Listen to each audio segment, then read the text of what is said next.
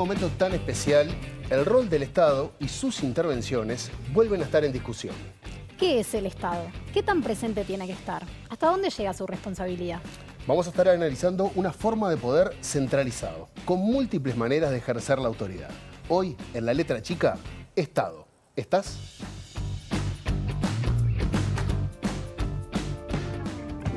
Lo que no sabemos muy bien es qué es el Estado, que es una cosa que tiene vida propia, es un instrumento en manos de quien lo ocupe o, como dice Jessop, es una relación social. Esta última solución nos abre muchas vías de análisis, sobre todo porque si el Estado es una relación social, entendemos que es la condensación de las luchas pasadas, pero también cómo está respondiendo a las luchas presentes. El Estado no es un objeto, pero tiene un carácter concreto. No es un simple aparato, pero dispone de mecanismos. Lo que hacemos es enajenar parte de nuestra libertad a un soberano. Ese soberano puede ser un rey, puede ser un sistema político, el que quieran. Estamos hablando del Estado. Nada les sirve más a los gobiernos con tentaciones autoritarias que una población intimidada, con la urgencia de que un gran hombre, suele ser un hombre, les proteja. Y como la historia nos ha demostrado, el enemigo externo es el instrumento más eficaz para unir un pueblo en torno a un gobernante. El clásico Estado paternalista, pero opresor. Siempre es una construcción histórica, es decir, el Estado depende de las correlaciones de fuerza que existen en cada momento de la historia entre las distintas clases sociales. Lo que crea esta presencia intermitente, selectiva y contradictoria del Estado en realidad es una sensación de inseguridad muy fuerte en muchas partes del territorio nacional, sobre todo en los márgenes urbanos. No creo en un Estado paternalista, no creo en el welfare state, creo en algo que algún gringo definió alguna vez, aquel Estado como la safety net, la red de los trapecistas. Simplemente un Estado que esté presente, pero que no sea omnipotente. Me parece que si seguimos generando un Estado que se retroalimenta y genera un círculo vicioso, en algún momento la realidad económica nos lo va a golpear, ya lo ha demostrado. Desde que se inventó el Estado, eso significa tributar. Porque le asignamos al Estado el deber de hacer una cantidad de cuestiones generales que lo precisamos para vivir. El Estado es un medio, es una herramienta. El principio no es de tener un Estado fuerte, enorme. No, un Estado que le sirva a la gente. Eso es lo que precisamos.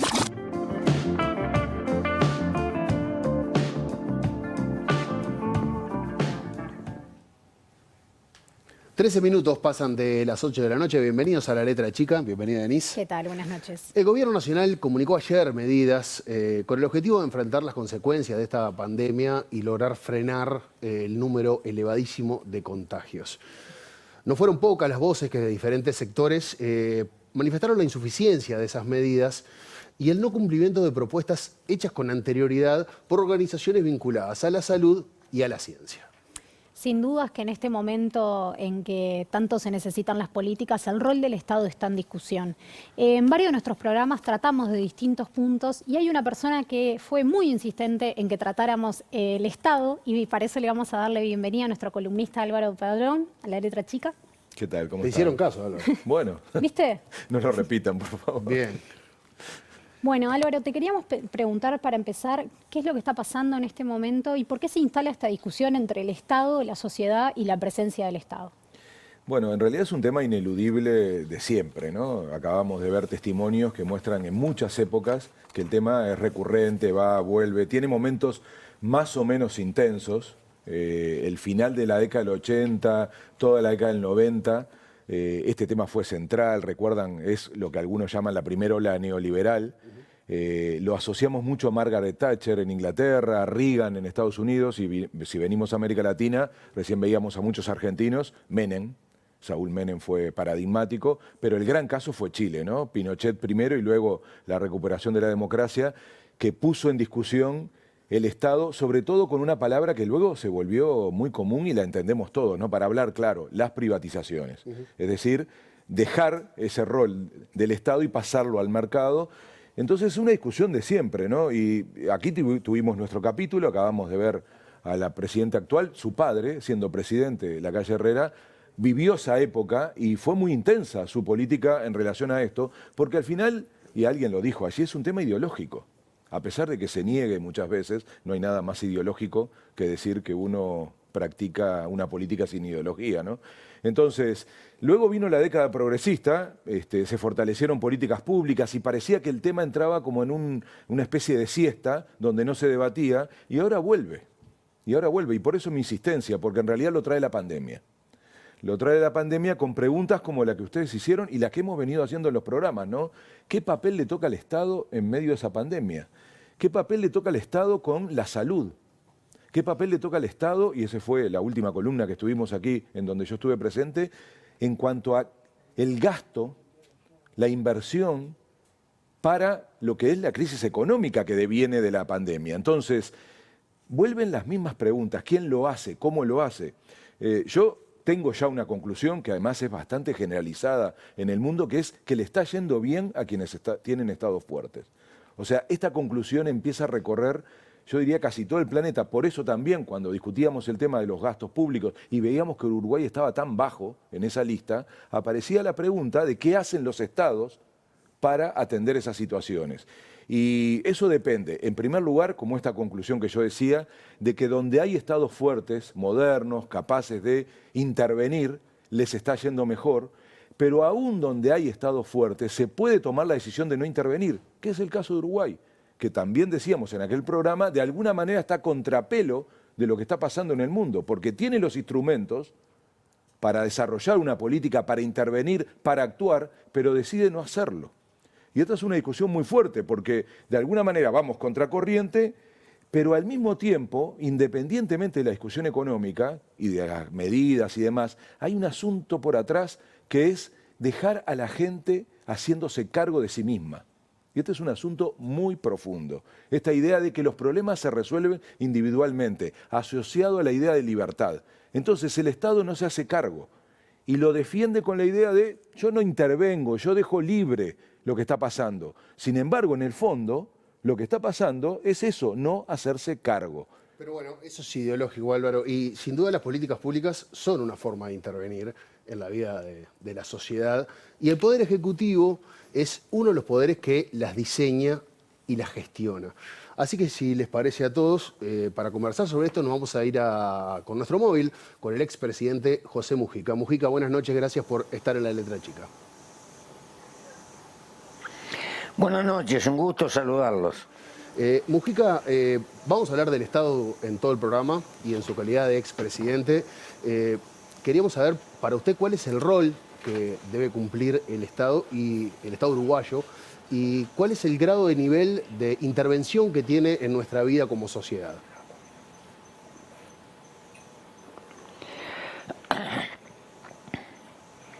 En realidad no es un tema programa de esta naturaleza. La aparición del Estado en la historia del Sapiens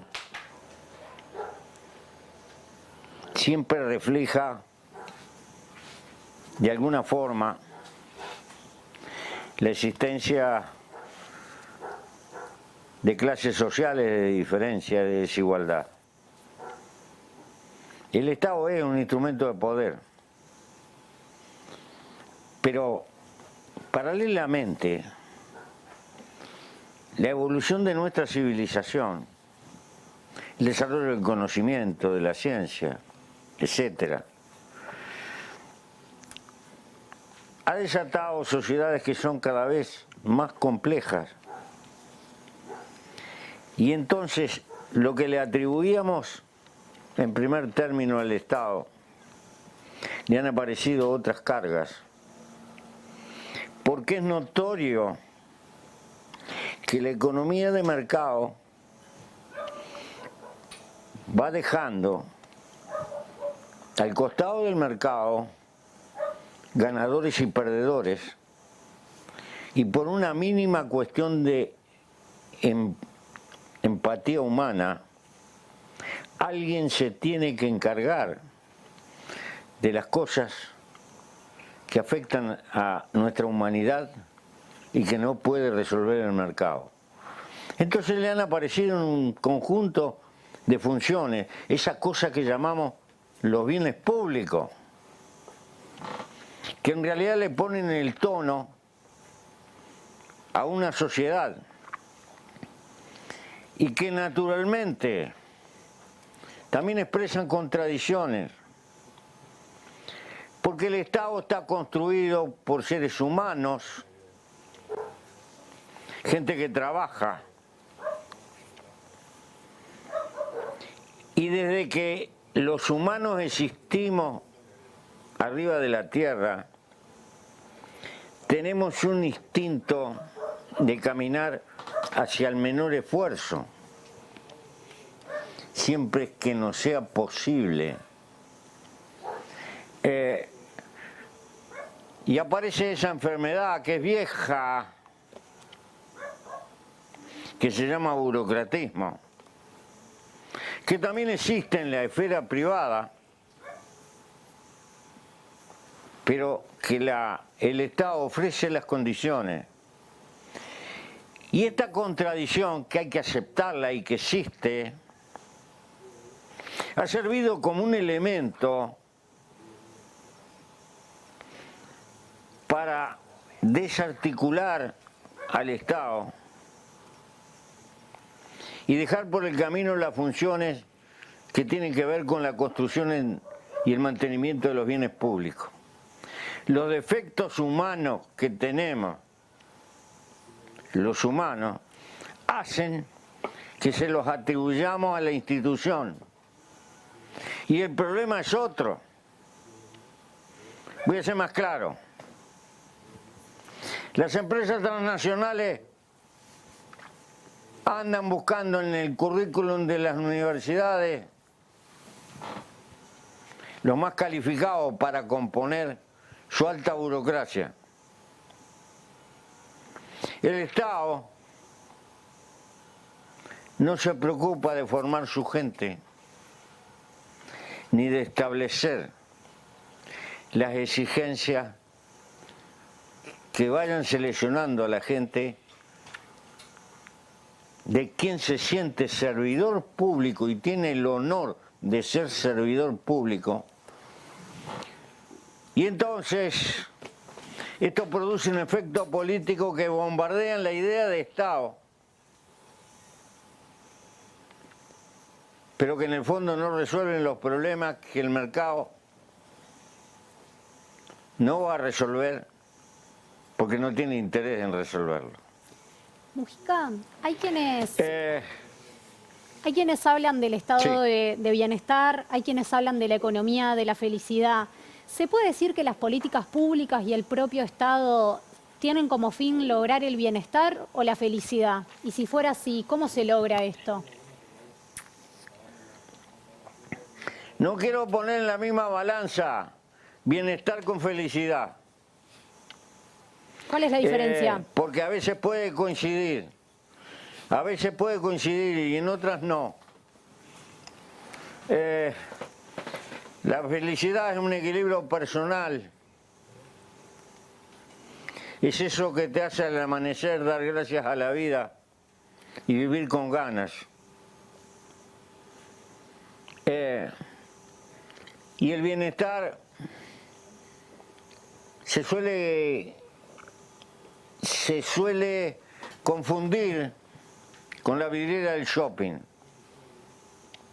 es decir, con la pirámide del consumismo. Por supuesto, nada de llevar al extremo, nada en demasía, pero no creo que un consumismo atroz que esclaviza nuestra vida para tener esos medios que nos permitan eso, garantice la felicidad de nadie. Yo no quiero que a mi hijo le falte nada, pero le faltás vos porque nunca tenés tiempo, ¿verdad? Mujica, sabe que a partir del día de ayer, bueno, fueron olas y en estos días se está discutiendo en la sociedad cuál es el rol que debe tener el Estado uruguayo durante esta pandemia. ¿Cuál es el rol que podría haber tenido hace unos meses? ¿Cuál es el rol que debe tener ahora? ¿Cómo evalúa usted la intervención que ha tenido el Estado uruguayo durante esta pandemia hasta el día de hoy? ¿Qué grado de intervención, qué tipo de intervención ha tenido?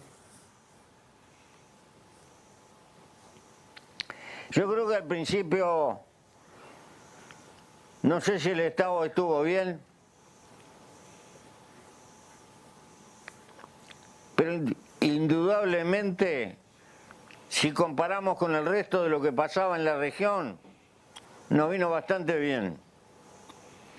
Y yo creo que esto nos hizo trampa al pueblo uruguayo y a los propios que manejan al propio Estado. Caímos en una especie de autoconformismo y subestimamos el enemigo que se nos venía encima. Nos mató la confianza, al punto que creo que una alarma expresada en fórmulas matemáticas, porque hacer ciencia es medir. Allá por febrero no le dimos la importancia que tenía y perdimos tiempo. Y dicen que el tiempo es oro, pero en este caso el tiempo es vida. 15 o 20 días de diferencia en las medidas va a influir en el resultado, en los CTI, en todo lo demás. Pero yo me doy cuenta de la enorme dificultad que tiene lidiar con la economía, por un lado, querer que no se demorone y querer resolver el problema sanitario.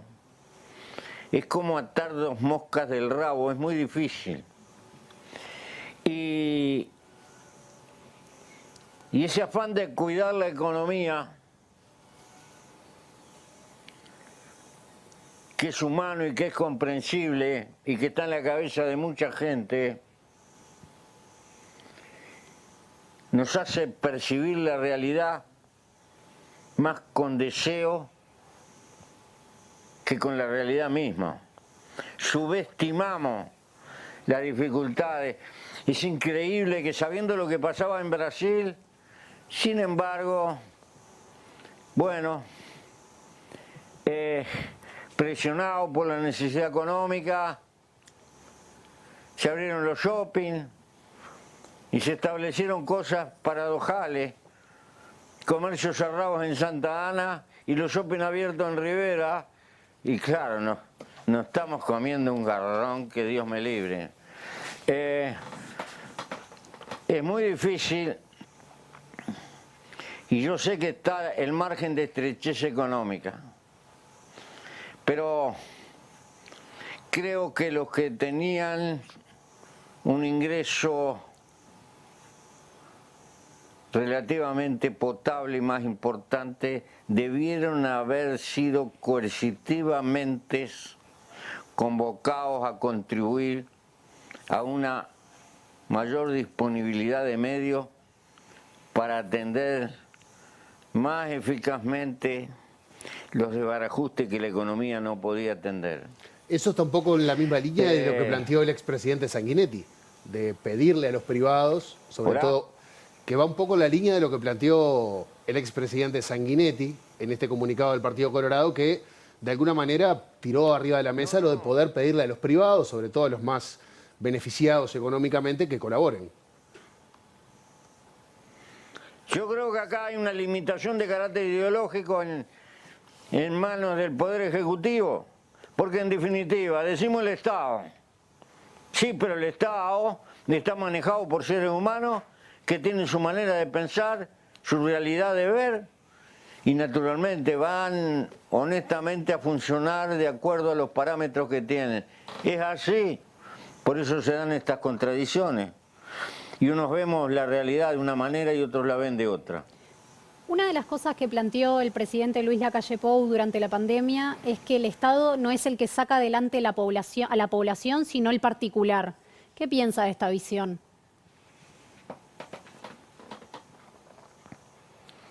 Los dos. Porque cuando las papas queman, siempre se apela al Estado. El Estado es como un mal necesario. Cuando tenemos problemas, vamos a pedirle al Estado.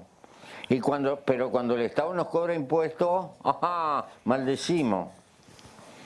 Es natural, además, este tipo de reacción. Pero naturalmente necesitamos una confluencia entre el Estado y la actividad privada todo lo más posible. Pero recordemos, la actividad privada se va a mover por el lucro y es natural que sea así. Pero en una sociedad hay que tener cuerpo de bomberos. Y capaz que durante mucho tiempo no hay ningún incendio, pero hay que tenerlo, porque el día que se despierta un incendio hay que tener gente diestra, y esa no es una solución de mercado. Y así sucesivamente, hay una multitud de cosas. Ahora, creo que no tenemos que poner el Estado contra la actividad privada, ni la actividad privada. Podríamos aprender de lo que está pasando en el mundo. El Estado en algunos países se está transformando en un inversor paralelo con la actividad privada. Y entonces, en lugar de aporte fiscal, el Estado entra a cobrar dividendos. Y entonces tiene recursos. Creo que tenemos que explorar caminos que sinteticen nuestras contradicciones en todo lo posible. Porque entramos en una época de fenomenales cambios y vamos corriendo de atrás. La política no está a la altura de la civilización que hemos desarrollado. Y en pocos años vamos a ver camiones por las carreteras sin chofer, y en pocos años vamos a ver una cantidad de robotitos sustituyendo al hombre, y tendremos que pensar que los robotitos no tienen empatía y que los seres humanos siguen viviendo y que están las condiciones materiales como para tener sociedades mucho más justas, pero va a depender de la capacidad de lucha que sigan teniendo los seres humanos para conquistar nuevos derechos. Así que no creo ni en ninguna solución definitiva que vamos a tocar el cielo con la mano. Vamos andando, y eso es lo más hermoso de la vida. Mujica, se ha hablado mucho durante la pandemia sobre la necesidad de un Estado fuerte. ¿Somos un Estado fuerte? Y esta situación de pandemia, que evidentemente ya está generando y va a generar una crisis, ¿también va a generar el debilitamiento de los Estados? ¿Cómo? Se ha hablado mucho de la presencia del Estado y la necesidad de políticas. Preguntarle en primer lugar si le considera que Uruguay tiene un Estado fuerte, y también si esta crisis socioeconómica, sanitaria y posiblemente política a raíz de la pandemia tenga como consecuencia el debilitamiento de los Estados.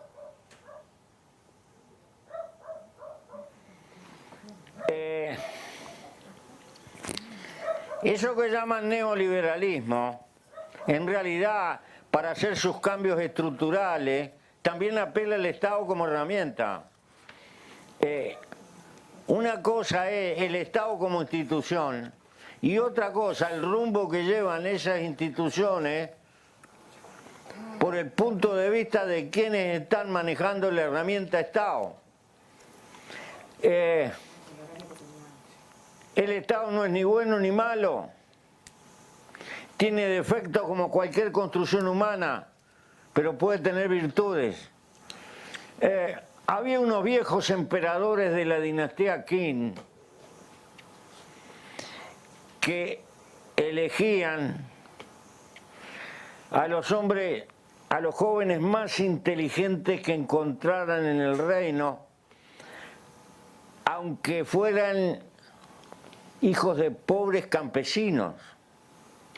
no lo miraban con sentido aristocrático, buscaban los más inteligentes, los concentraban, los formaban, y esos eran los funcionarios públicos.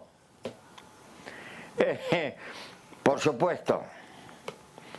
Creo que tenemos que luchar por la calidad de los componentes de esa construcción, porque al Estado, cualquiera sea nuestra ideología, lo vamos a precisar permanentemente. De lo contrario, sería hermoso. Yo soy casi anarquista desde el punto de vista ideológico. Me gustaría que nadie mandara, que no precisáramos derecho penal, que en las carreteras no hubiera inspectores, no hubiera, que no nos condujéramos como unas bestias manejando, y que no precisáramos semáforos porque nos respetamos, pero esos son sueños. En realidad hay un conjunto de elementos relativamente coercitivos que alguien tiene que administrar porque necesitamos convivir.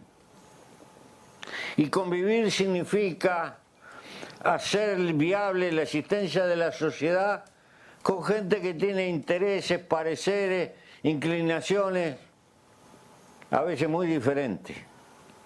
Mantener esos equilibrios, porque no nos olvidemos, ¿por qué necesitamos Estado? Porque el ser humano es un animal gregario. Ese individuo y cada individuo tiene su propia fisonomía y es irrepetible, pero necesita sociedad. Y por lo tanto hay conflictos y alguien tiene que terciar en los conflictos.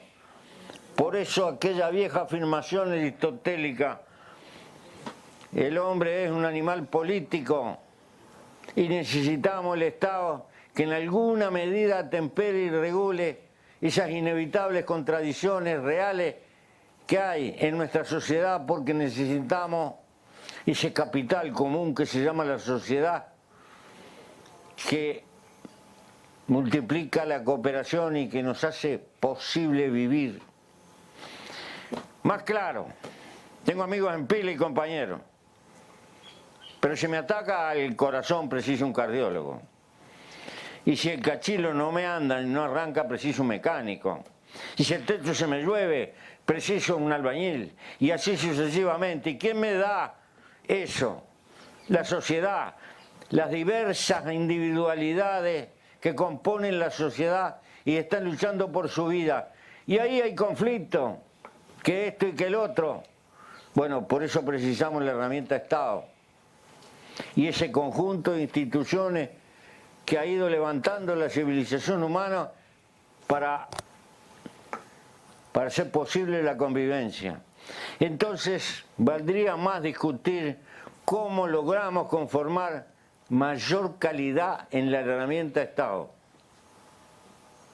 Mujica, le agradecemos muchísimo haber estado con nosotros a La Letra Chica. Le hago una última, cortita. Les agradezco yo, pero es un tema apasionante. Sabemos que sí, se le ocurrió a Padrón, no a nosotros. Padrón fue el que tiró, así que es responsabilidad de él que hoy nos estemos metiendo con el Estado. Le hago una que no tiene nada que ver con nada y simplemente para aprovechar lo que lo tenemos en cámara. ¿Cómo está de salud?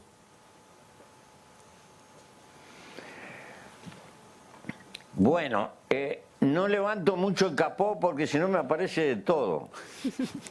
Esto quiere decir, nunca voy al médico. Bueno, tiene que ir. Voy lo menos posible. Pero también con esta pandemia hace meses que no voy ni a la esquina. Bueno, cuídese. Le agradecemos mucho, Mujica. Muchas gracias. Estoy viejo, pero la vida es hermosa y es un milagro. Bueno, con esas palabras despedimos al expresidente José Mujica desde La Chacra con el móvil en vivo de La Letra Chica. El programa sigue, vamos a meternos con la academia, vamos a ver qué opina la academia sobre el Estado, qué definiciones tiene la academia sobre el Estado. Y en el cierre del programa, Álvaro Padrón con nosotros para hablar del mundo. Hace un par de programas Álvaro tiró algo que hasta podría sonar hippie. Decía que, bueno, en algún momento había que unirse globalmente, sin hinchar para el mismo lado. Y vamos a hablar de eso, de la posibilidad de un Estado global. Todo eso en La Letra Chica. Ya venimos.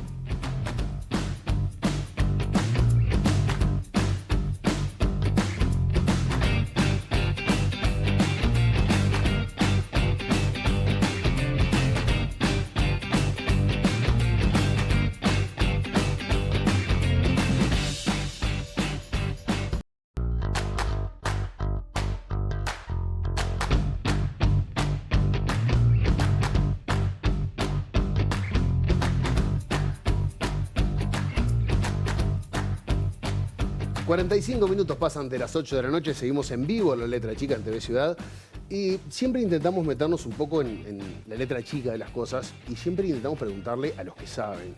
En este caso vamos a ir a la academia, vamos a charlar con Guillermo Fuentes, que es docente, investigador del Instituto de Ciencia Política de la Facultad de Ciencias Sociales y nos está acompañando esta noche. Guillermo, buenas noches.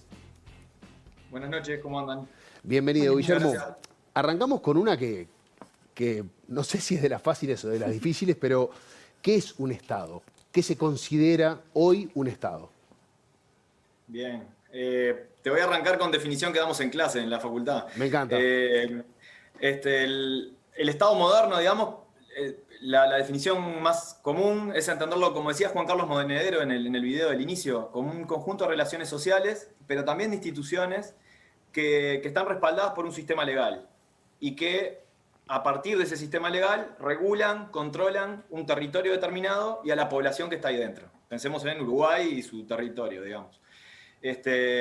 A partir de ahí, esas instituciones reclaman para sí, y ese es el distintivo del Estado moderno, el monopolio del uso de la violencia física legítima. O sea, cuando nos cobran impuestos, cuando interviene la policía, cuando controlan fronteras, esas personas tienen autoridad y se reservan en última instancia el derecho a ejercer algún tipo de coacción en caso de incumplimiento. Eso, digamos, es el Estado en su forma más básica. Después, a partir de ahí, le podemos empezar a poner apellidos. Y a lo largo de la historia tenemos el Estado liberal, neoliberal, Estado de bienestar, Estado keynesiano, etc. Y lo vinculamos con otros conceptos que también tienen su complejidad. Hay estados democráticos, hay estados totalitarios, y bueno, y ahí la cuestión se empieza a complejizar. Pero esencialmente es esto que les decía, es un conjunto de burocracias, de instituciones, un sistema legal, porque además es un estado, el Estado moderno es un estado de derecho, que lo diferencia del Estado absolutista, capaz que es de la voluntad del monarca de turno. Es un sentido colectivo que nos convoca a todos, que nos une, y además es un filtro, porque marca una adentro y una afuera, con respecto, por ejemplo, a los inmigrantes u otras cuestiones. Guillermo, ¿desde cuándo existen los estados y cuáles fueron las primeras experiencias en la historia? Bueno, el Estado se va conformando, el Estado-nación, digamos, se va conformando a partir de luchas, todo esto, como también decían en el tape del inicio, responde a relaciones de poder, a luchas, hay mucha sangre en el medio, más allá de que uno ahora pueda hacer un cuentito bastante estilizado de evolución. Pero bueno, se va dando una concentración de poder por parte de algunos señores feudales, digamos, en la Edad Media, que van monopolizando, justamente controlando la fuerza en un territorio determinado. Eso después va evolucionando. Esos que van perdiendo se integran como cortes, la nobleza, a su vez después la burguesía, revolución industrial, empieza a crecer, empieza a presionar por ciertos cambios, empiezan las monarquías parlamentarias, bueno, ahí hay todo un desarrollo histórico, pero que me parece que no sé si tiene tanto sentido detenernos en eso, pero sí que dejar bien claro también de que el desarrollo del Estado moderno viene muy emparentado con el desarrollo del sistema capitalista. Y las características que va asumiendo van en función también de las necesidades de este sistema de consolidarse. Mujica en el bloque anterior lo definía como un instrumento de poder, pero también le endilgaba de alguna manera sentimientos, como que el Estado es el que tiene empatía contra el mercado que no tiene ningún tipo de empatía. ¿Existe algo así como una empatía del Estado para con su gente? A ver, yo lo diría de otra manera. A partir de la conformación de los estados modernos, se delimita claramente la idea de lo público, que es aquello que son aquellas discusiones, asuntos colectivos que nos involucran a todos, que pueden tener que ver, por ejemplo, con el bienestar y del acceso a ciertos bienes y servicios y a la supervivencia incluso de las personas, que se separa claramente de lo privado, que sería el ámbito ya individual, de cosas que caen a cuenta de cada uno de nosotros. Esta distinción, esta separación entre lo público y lo privado es lo que es motivo de luchas, de idas, de vueltas. Álvaro lo mencionaba en un momento, o sea, esto es casi que va en péndulo, ¿no? Tenemos desde el Estado liberal que fuertemente quebraba esta idea de lo público y lo privado, y el Estado se limitaba únicamente a cuidar las fronteras, cuidar la propiedad privada y garantizar la libertad individual, a estados que a lo largo del siglo XX, sobre todo, cuando empieza sobre todo a conseguirse a partir de muchas luchas, de reivindicaciones, de movilizaciones, de actores, a conseguirse ciertos derechos a nivel social, y el Estado empieza a asumir otra serie de funciones. Entonces lo público se empieza a ampliar. Y ahí vamos, yendo y viniendo, pero hay cosas, por ejemplo, hoy tenemos asumido como un problema público que debe ser debatido, cuestionado, discutido, reglado, por ejemplo, las cuestiones como el aborto. Hace un siglo eso era claramente un tema de la esfera privada, que era de la puerta de la casa para adentro. O sea que en esa cuestión el Estado, no sé si el Estado necesariamente va a tener más o menos empatía, eso va a depender mucho de los gobernantes de turno y de qué ideología tengan atrás y qué quieran hacer con ese Estado. Y hoy... ahí hay una... Hoy, según tu punto de vista, ¿qué Estado tenemos en Uruguay? ¿Qué tipo de Estado, si lo podemos encasillar en alguno de estos que históricamente ha habido? A ver, el problema es que, como decía un politólogo argentino, Guillermo O'Donnell, el Estado tiene múltiples caras. Es muy difícil hablar de un Estado. Múltiples caras desde el lado de la ciudadanía. Yo, hombre blanco que vive en Montevideo, no me vinculo con las mismas instituciones del Estado que un joven negro en un barrio periférico, porque su vínculo con la autoridad policial es diferente, con la justicia es distinta, capaz que en acceso a otros servicios de educación, de salud también es diferente. Entonces, el Estado es distinto, y a su vez este trayecto histórico de acumulación, de incorporar nuevas tareas, nuevas funciones, de desafiar límites que antes no se cuestionaban, es un crecimiento como de sedimentos, digamos. Entonces lo que tenemos siempre es una cuestión mucho más híbrida que una categoría. Esto que aparecía de una declaración del ahora presidente de que no creía en el estado de bienestar, en realidad no es una cuestión de fe. El estado de bienestar existe. Tenemos diferentes tipos de estado de bienestar con mayor o menor preocupación o involucramiento de las instituciones estatales en proveer bienes y servicios, pero es algo que está. O sea, es como decir, yo no creo en el capitalismo. Bueno, claro, porque básicamente el estado de bienestar, tenemos luz, agua, teléfono, servicios públicos, o sea, aunque sea claro, al Estado lo estamos encontrando todo el tiempo. Salimos a la calle y la luz que nos alumbra ahora de noche es parte del accionar del Estado, una señal de tránsito, lo que sea. O sea, el Estado está presente mucho más de lo que a veces terminamos de asumir. Y el estado de bienestar se consolida fundamentalmente en la segunda posguerra, con sociedades como las europeas totalmente destruidas, pero cada país va configurando arreglos distintos de acuerdo a coaliciones de poder, arreglos entre partidos, cuestiones mucho más coyunturales o estructurales de cada nación. No es lo mismo el bienestar que se construye en los países centrales que en los países periféricos como los nuestros. Y ahí hay como una ecuación entre Estado, mercado y familia, sociedad civil, y eso va cambiando en cada sociedad. Yendo a tu pregunta, en Uruguay lo que tenemos, hemos construido un Estado que comparado con la región, es un Estado que está mucho más presente, ha estado mucho más presente a lo largo de la historia, que ha resistido a partir de movilizaciones populares, etcétera, mucho mejor que otros los intentos de recorte o reestructura hacia una cuestión más neoliberal. Álvaro mencionaba antes el tema del caso de Chile con Pinochet como un ejemplo muy claro. Pero eso no quiere decir y a nivel de bienestar tenemos una estructura de bienestar muy potente comparada con la región, históricamente más asociada a los esquemas del Mediterráneo europeo, a España, Italia, en términos de cobertura, en términos de arreglos más corporativos, y eso tiene ventajas y tiene problemas a la hora de reformarlo. Si uno mira el largo aliento de la estructura de bienestar en Uruguay, ve que ha permanecido prácticamente incambiada desde los 40 del siglo pasado hasta ahora, con todas las oscilaciones que hemos tenido de partidos, dictadura, democracia, etc. Guillermo Fuentes, muchas gracias por estar en La Letra Chica.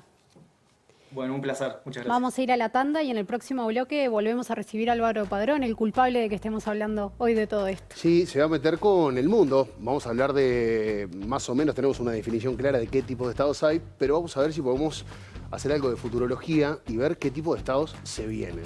Ya venimos.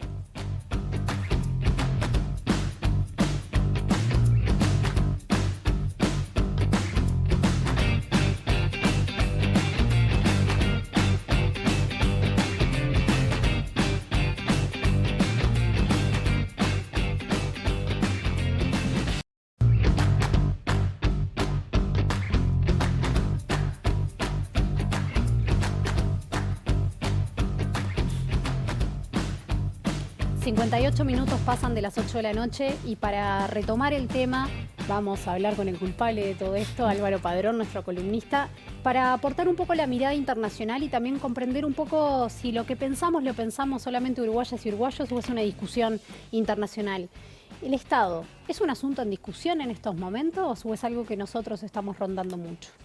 Es un asunto en discusión en todo el mundo y ahí Mujica dejó picando el asunto de que la política atrasa, ¿no? Y yo creo que entiendo por dónde va, porque la política, los partidos, lo que buscan es conquistar el poder del Estado, democráticamente, en elecciones, para hacer luego lo que cada uno piensa desde su ideología.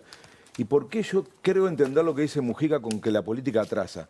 Porque la globalización está cambiando las reglas de juego. Y ese es el problema, es un problema de escala.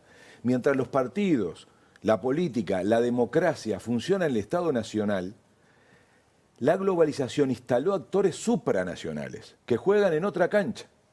Los que nos gusta el fútbol entendemos esto. Porque esos son entonces reglas distintas, miradas distintas y capacidades distintas. Con lo cual, ya no solo se juega el poder adentro del Estado-nación. Y hay jugadores que con esa escala consiguen cosas con más poder. Por ejemplo, también lo decía Mujica en un momento, cuando hablaba de las empresas transnacionales. Esas son empresas que consiguieron encontrar esa escala que ya no se resuelve dentro del Estado-nación. No tienen banderas, se organizan a escala mundial, articulan su producción en algo que ahora se usa mucho como palabra, cadenas de valor, lo cual permite, por ejemplo, que un producto, el celular, se produzca en 20 países distintos para terminar en nuestras manos como lo conocemos. Entonces eso les da un poder de manejo, de maniobra, de influencia enorme. Se mueven sin reglas y sin control, porque esas reglas y control solo funcionan en el Estado Nacional. Juegan otro juego, hacen competir a los gobiernos. Lo escuchamos todos los días, exoneración impositiva para atraer inversiones. O rebaja de costos laborales para que sea más barato la producción en ese país. Modifican leyes. Claro, los estados compiten entre sí para captar esas inversiones con un jugador que ve la cancha entera y va eligiendo dónde se pone. Entonces, hay una simetría enorme y en eso atrasa la política, porque la política, los estados la democracia no llega a controlar eso, porque la pregunta, y yo la dejo picando, ¿no? ¿Dónde está el control? ¿Se acuerdan la película ¿Dónde está el piloto? Uno se pregunta, hoy ¿dónde está el control? ¿Dónde está el poder? Y con esa idea que tenemos de que el poder es el Estado y que por lo tanto disputamos en términos políticos, democráticos, electorales el poder del Estado, lo que hay que preguntarse es ¿dónde van a consultar a la ciudadanía? ¿Quién los vota? ¿Cómo se influyen a esos poderosos que se reúnen en Davos? Y miren que no estoy haciendo teoría de conspiración, ¿eh? Esto está escrito año por año porque es un lugar muy lindo en Suiza, en los Alpes suizos, donde los ricos, que para ser parte de eso son solo 1.000 y tienen que tener más de 5.000 millones de dólares en sus cuentas bancarias, se reúnen en la nieve, invitan a los presidentes y presidentas electos en los países para que escuchen y a veces para que hablen. Entonces, que alguien me explique a mí si esa imagen no demuestra que el poder fue cambiando y eso que antes creíamos, que se explicó perfectamente, Guillermo recién lo ubicó con toda la claridad teórica de decir, para eso es un Estado, así funciona. Pero el problema es que nos están cambiando las reglas de juego porque la globalización instaló los principales temas fuera del Estado-nación. O dicho de otra manera, no alcanza con decisiones nacionales para decidir con respecto a los temas fundamentales. Y la experiencia uruguaya es evidente en eso. ¿Se acuerdan Philip Morris? Estábamos discutiendo una cuestión de salud pública y una empresa multinacional nos hacía una denuncia en un organismo internacional en donde se juzgaba a partir del derecho de la empresa y no de la salud pública de las y los uruguayos.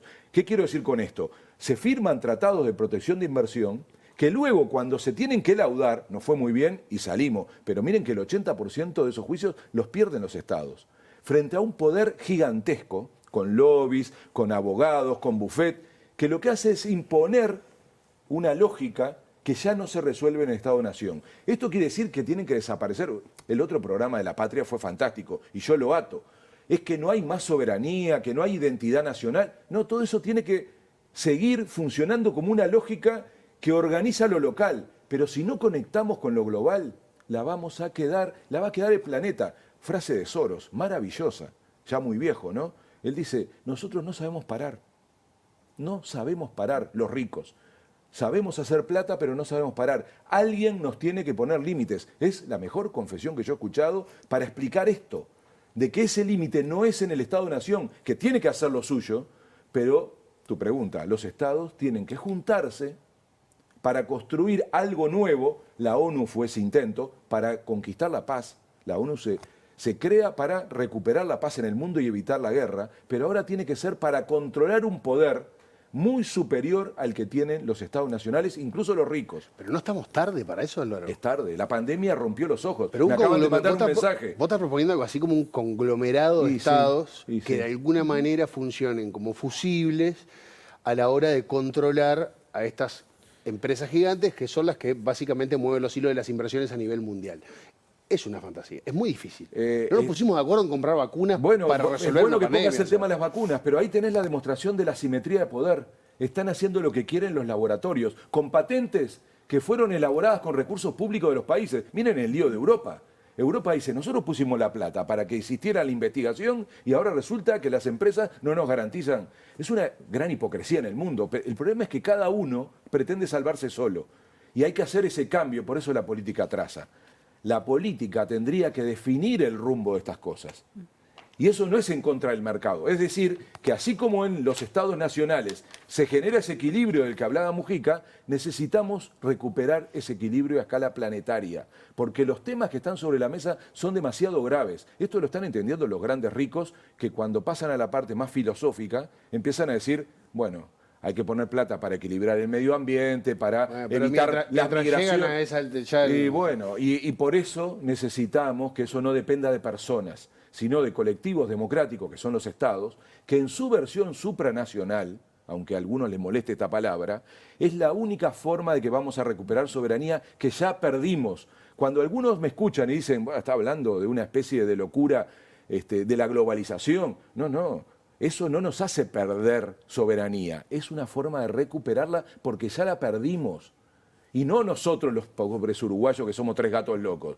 La pierden países como Alemania, que tiene hoy un juicio por haber decidido dejar de producir energía nuclear, una decisión política adoptada democráticamente por la sociedad alemana. Bueno, las empresas que habían invertido en todas las empresas, en todo lo que era la producción nuclear, le hacen un juicio multimillonario, porque no le cuestionan justamente eso, el derecho a decidir una política pública. Esto es un asunto, repito, que recorre el planeta, y si no discutimos una escala de estado superior, que además no es un invento tan difícil, Naciones Unidas como Poder Ejecutivo, la OIT como Ministerio de Trabajo, la OMS como Ministerio de Salud. Claro, estamos en el peor momento, fuimos 20 casilleros para atrás.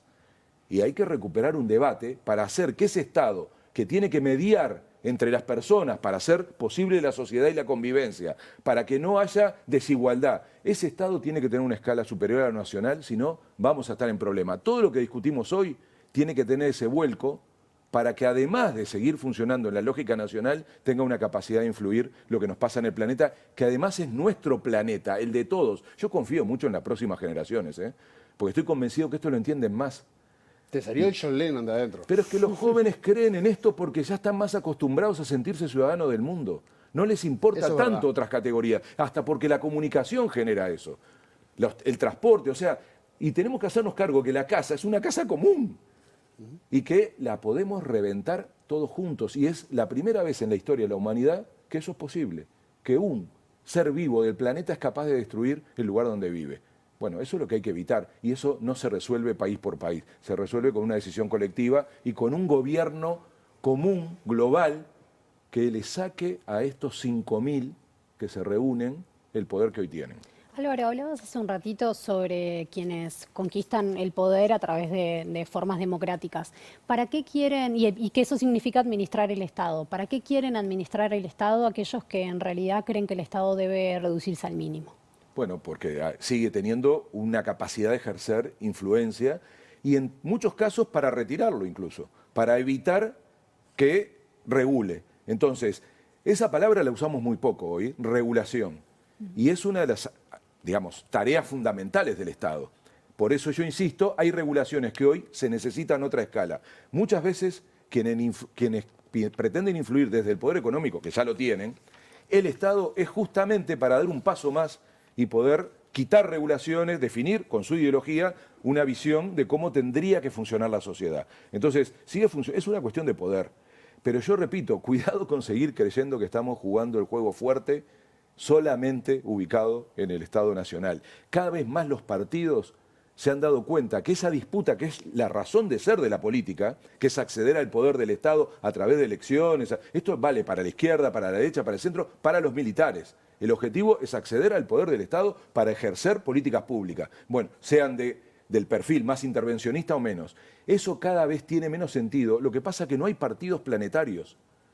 Lo que hay sí es organizaciones que empiezan a tratar de plantear las cosas de esa perspectiva. Pasa con el feminismo, con el ambientalismo. Cuidado en creer que estos actores ya no existen. Claro que existen y se compran estas agendas, intentan influir esas políticas. Lo que no le pasa eso todavía a la política, a los estados y a la democracia. Por eso la democracia también está en crisis, porque la gente no ve resolver sus problemas a través del sistema político, de la democracia, porque la ve pasar por otro lado, entre otras cosas, prendiendo el celular, mirando la televisión, y con eso hay frustración. Y empieza a haber frustración, enojo y sobre todo distancia con la política y con la democracia. Ahora, Mujica hace un rato hablaba de una especie de híbrido donde el Estado de alguna manera se asociaba con los privados, pero era el Estado el que invertía. Y vos por abajo me dijiste China. Sí. Y también me dijiste recién que la política atrasa un poco menos en China. Y bueno, no hay democracia, ¿no? Es el Estado, el capitalismo de Estado. Para algunos es un sueño, porque tenés el mercado con una enorme capacidad de funcionar, con una centralización del Estado que decide las cosas y sin que lo tengan que discutir en ningún lado porque no hay democracia. Entonces, ahí tenemos otro programa para el futuro, ¿eh? El futuro del mundo es China. Sigue marcando la agenda. Pero es que, por favor, ¿no? Un día vamos a tener que discutir en serio China, porque todo el mundo habla maravilla de China y ahí no hay democracia. Esa parte es como que de golpe viene amnesia, ¿no? Entonces, nadie quiere pelearse con China. Todos queremos comerciar con China. ¿Y vamos para ese camino? ¿Esa es la sociedad que queremos? Entonces, gran discusión, cómo el modelo chino... Es una de las hipocresías que nos permitimos. Por supuesto. De alguna manera porque todos quieren comerciar con China y sabemos que nuestras economías dependen de eso, entonces no es una dictadura tan grave. O sea, creo que somos de alguna manera hipócritas y lo aceptamos todos. Claro, pero ahí lo que tenés es eso, un capitalismo de Estado, una mezcla rarísima, un Estado que logra controlar toda la economía, donde articula con el sector privado, a eso se refería Mujica, es la inversión del Estado junto con los privados que ha generado las empresas más grandes hoy del mundo y está siendo hoy el poder que va a desplazar la hegemonía norteamericana en la que nos criamos todos en los últimos 80, 90 años. Entonces es un cambio de época, está migrando el poder de Occidente a Oriente y eso va a cambiar, entre otras cosas, por ejemplo, la valoración del Estado y de la democracia, que es mucho más importante que pensar en el Estado, que al final es un instrumento. Denise, nos vamos. Nos vamos. En el programa de mañana les vamos a plantear un tema que esta semana, con el programa de ayer particularmente, nos quedó en la cabeza y es la salud en espera. Todo lo que pasa con nuestro sistema de salud que no tiene que ver con el COVID-19, pero sí que tiene que ver. Hay una cantidad de personas que han visto pospuestas su atención, han visto disminuida su atención. Las cirugías en particular, los tratamientos oncológicos también. Hoy por hoy ya tenemos fechas, sabemos que muchos durante abril no van a suceder y se postergaron para mayo. Así que el programa de ayer va a ser eso, salud en espera. Nos vamos. Hasta mañana.